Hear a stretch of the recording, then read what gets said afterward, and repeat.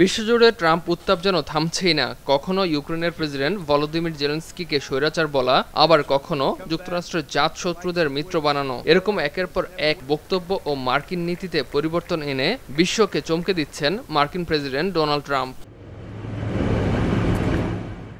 দ্বিতীয় মেয়াদে ক্ষমতা নেয়ার পরই নিজের বাসভবনে সাংবাদিকদের সাথে কথোপকথনে ট্রাম্প কানাডাকে যুক্তরাষ্ট্রের ৫১তম অঙ্গরাজ্য করার কথা জানিয়েছিলেন।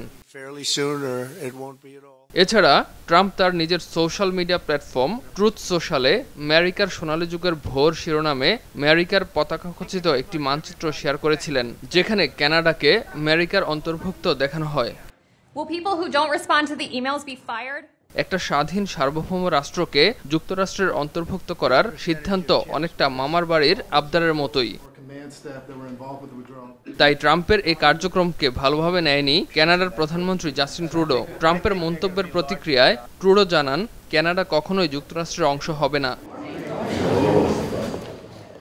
বিষয়টি নিয়ে এবার নড়ে চড়ে বসেছেন ট্রুডো। কানাডার স্বাধীনতা ও সার্বভৌমত্ব অক্ষুণ্ণ রাখতে যুক্তরাজ্যের রাজা দ্বিতীয় চার্লসের সঙ্গে বৈঠকে বসতে আগ্রহী হয়েছেন কানাডার প্রধানমন্ত্রী।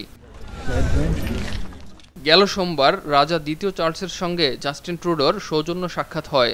এ সময় কানাডার স্বাধীনতা ও সার্বভৌমত্বের বিষয়ে কোনো কথা হয়েছে কিনা তা নিশ্চিত করতে পারেনি কানাডার গণমাধ্যমগুলো। তবে রাজার সঙ্গে দ্রুত আলোচনায় বসতে চান জাস্টিন ট্রুডো। এ বিষয়ে তিনি সাংবাদিকদের জানান,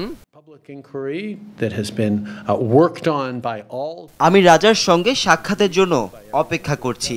বরাবরের মতোই আমরা কানাডা ও কানাডার নাগরিকদের জন্য গুরুত্বপূর্ণ বিষয় নিয়ে আলোচনা করব। কানাডিয়ানদের কাছে সার্বভৌমত্ব ও জাতি হিসেবে স্বাধীনতার পক্ষে দাঁড়ানোর চেয়ে গুরুত্বপূর্ণ আর কিছু নেই। দ্বিতীয় মেয়াদে ট্রাম্প ক্ষমতায় আসার পর যুক্তরাষ্ট্র কানাডা এই দুই দেশের উত্তেজনার পারদ বাড়তেই থাকে। এরই মধ্যে চলতি বছরের জানুয়ারিতে অভ্যন্তরীণ কারণে পদত্যাগ করেন কানাডিয়ান প্রধানমন্ত্রী জাস্টিন ট্রুডো। সরে আসেন নিজ দল লিবারেল পার্টির শীর্ষপদ থেকেও। কানাডার রাজনৈতিক ব্যবস্থায় হাউস অব কমন্সের সবচেয়ে বড় দল হিসেবে যিনি লিবারেল পার্টির প্রধান হবেন, দেশটির প্রধানমন্ত্রীও হবেন তিনি। তাই লিবারেল পার্টির নতুন নেতা নির্বাচিত না হওয়া পর্যন্ত ক্ষমতায় থাকবেন জাস্টিন ট্রুডো। আর এ সময়ে যুক্তরাষ্ট্রের চাপ কমাতে কূটনৈতিক প্রক্রিয়া অব্যাহত রেখেছেন ৫৩ বছর বয়সী ট্রুডো। ইমতিয়াজ আহমেদ, RTV।